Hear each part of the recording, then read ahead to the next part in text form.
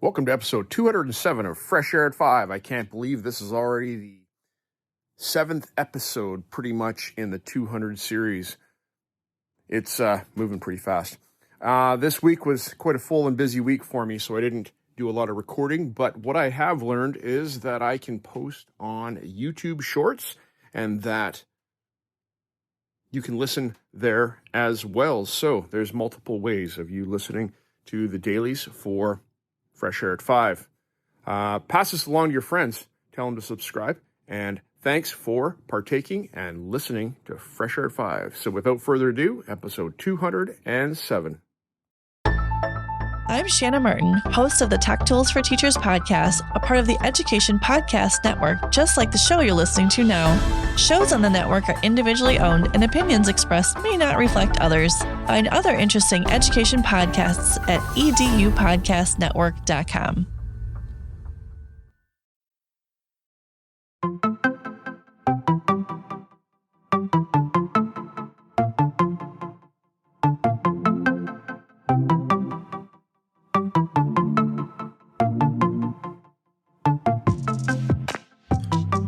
Welcome to Fresh Air at 5, the podcast. I'm your host, Brian Carpenter, coming to you every week from Abbotsford, which is about 45 minutes east of Vancouver, British Columbia, on the west coast of Canada. Fresh Air at 5 is my regular attempt to get some fresh air by walking about my neighborhood, which is located on the traditional and unceded territory of the Stolo people, the Simath First Nation and Mathwee First Nation. I consume podcast content while I walk, then reflect on this content in an unedited video, which I post on my X, formerly known as Twitter, channel every day. This podcast is the collection of the audio taken from those daily selfie videos over the course of a week, Monday to Friday. So let's jump into my listening and learning this past week.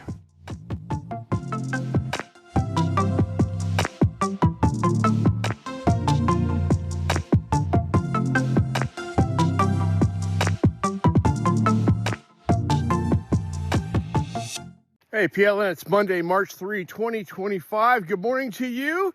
7 degrees Celsius, thin overhead cloud, and calm here where I am. Yes, I'm back in Canada, back home after being away last week in Seattle for NCCE, and it was a great conference to be at. Learned a lot of things. All right, this morning I listened to Empowering Educators podcast, episode 338 with Gretchen Bridger, as she brings us a topic to celebrate or not to celebrate.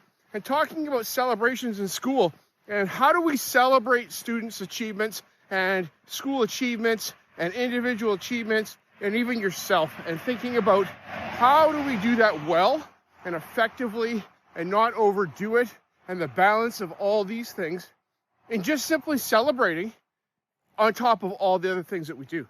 And so in this episode, Gretchen talks about an example from her daughter's gymnastics club about not celebrating very long.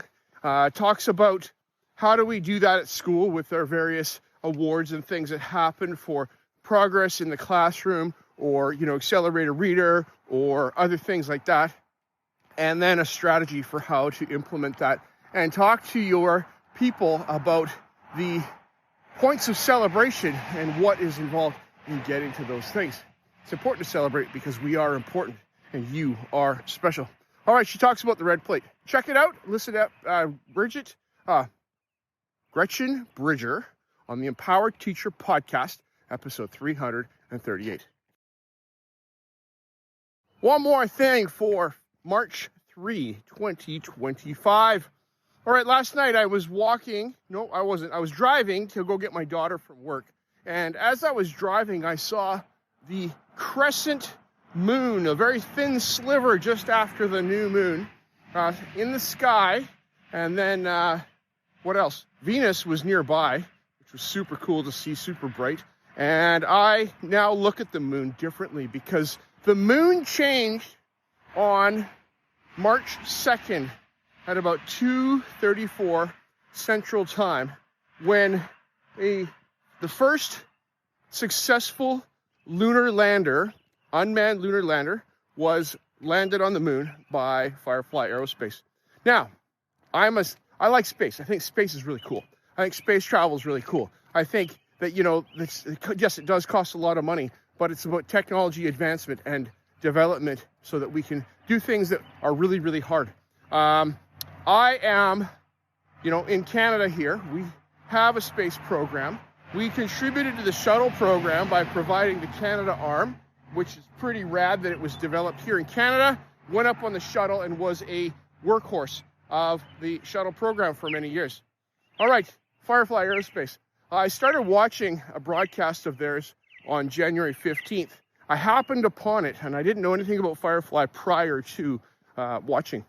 But I watched, and they launched on top of the Falcon 9 rocket from SpaceX, and they and another lander were on board into orbit around the Earth, and then the Blue Ghost, the Firefly lander, landed on March 2nd. All right, go check it out. There's so much super cool stuff going on there, and now they're doing science on the moon. So up in Mars Crisium is the Blue Ghost lander from Firefly Aerospace. All right, thanks, bye. The last thing for March 3, 2025, take notes, is season 5, episode 26 of Teach Happier, as Suzanne Daly challenges us for apricity. It's an English word, Old English word from the 1600s. She says that has to do with taking note of sunshine in the winter. And as it's maybe being long for you where you are for the winter, or maybe you're just even approaching through the fall, depending on what part of the world you are in Australia, that it's becoming, heading towards winter. It's about taking note of the things that bring us joy in our days. We can have so many things going on, but unless we take note and pay attention, we could miss them. Miss them. Stop and smell the roses. That's that cliche. Has to do with slowing down to look at the flowers and smell them and enjoy the fragrance of those things. All right, so whether or not you're using a notes app or something like that, paying attention and being conscious of what is going on around you is important, says Suzanne Daly, and I agree. Take a listen to season 5, episode 26, Teach Happier. Thanks. Happy Monday.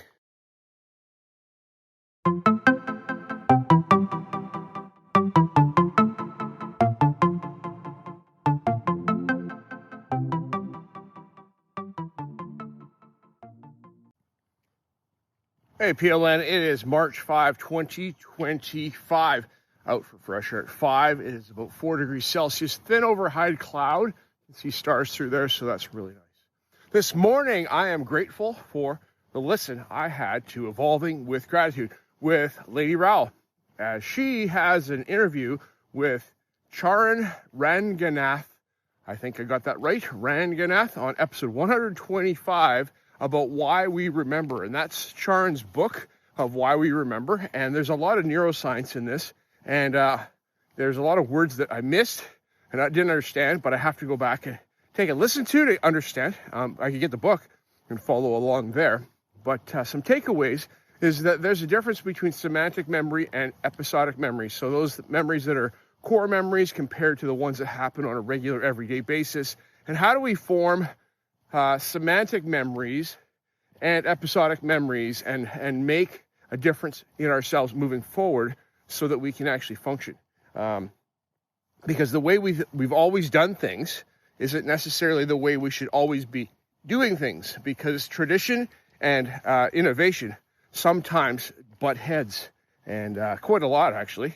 So there's that. There's also talking about how we learn and why we learn, and what's going on there with making errors in our learning so that we have an error response to learning.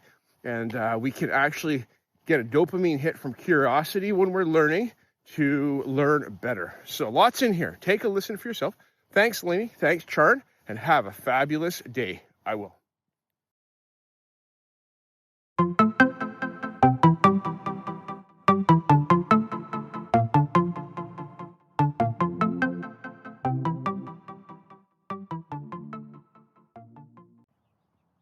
Hey, PLN, it's March 6, 2025, out for fresh air at 5. It's about 2 degrees Celsius, so a pretty crisp one this morning. I'm walking later so I can enjoy the sunrise this morning.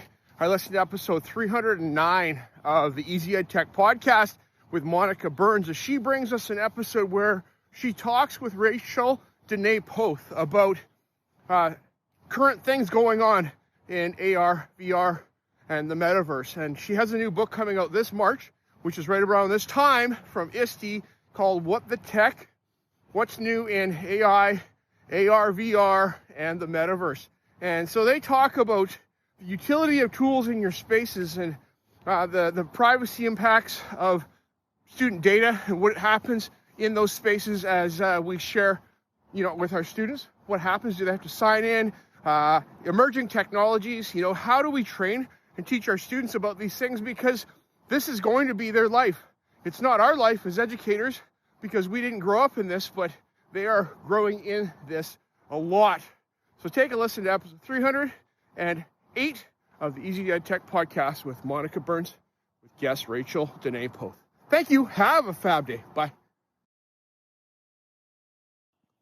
The last thing for March 6, 2025, I listened to episode 119 of Educational Duct Tape Podcast with Jake Miller. He brings us an episode of updates for Google Terms of Service, and that's important if you are a Google school, that you be aware of this. So if you don't know that already, go listen, and you'll probably have already noticed that things have changed for the Terms of Service for the Google for Education accounts that you have. One thing that I might have noticed, Jake, and we're a Microsoft district, but accessing YouTube videos through our Microsoft Edge browser requires sign-in. I don't know if that's related to this, but something that's been bothersome and distracting this past week.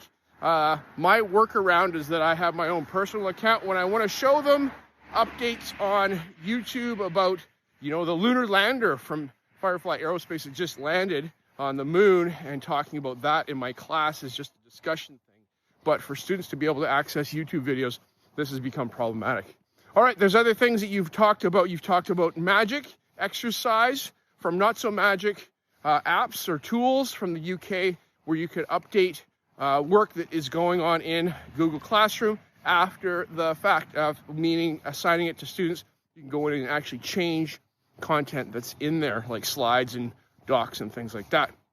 There's other great stuff in here. Screencastify, free account, has more capacity and allows you to do a lot more things. I've got my own personal Screencastify account because I think it's important that I have a tool that can screen record so easily. That's what I do.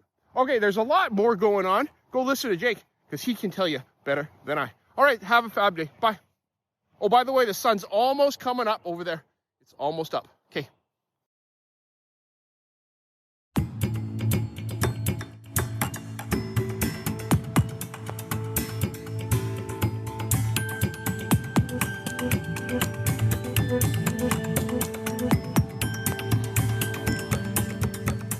I appreciate you giving me a listen as I've created this podcast experience for you. It's like a unique Blinkist or Coles Notes version of the content I take in, like a highlight reel, so that you can hopefully find some other interesting podcasts you may not have considered before. I've recorded the specific episode podcast titles and episode numbers in the show notes, which are only a click or swipe away for your learning convenience.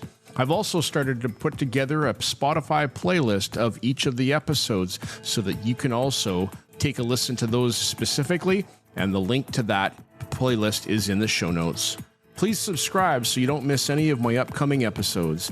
And if you enjoyed this podcast and its format, share it with someone else. You can also follow me on X, formerly known as Twitter, at Brian Carr, BRYONCAR, or at Fresh Air at 5. Tweet about your experience or give it a review on Apple Podcasts or wherever you listen to podcasts. Fresh Air at 5 can be found on the Educational Podcast Network. Podcasts for educators, podcasts by educators. I hope you have a fantastic day. Get some fresh air before the day is out and take care of yourself, because you are worth it.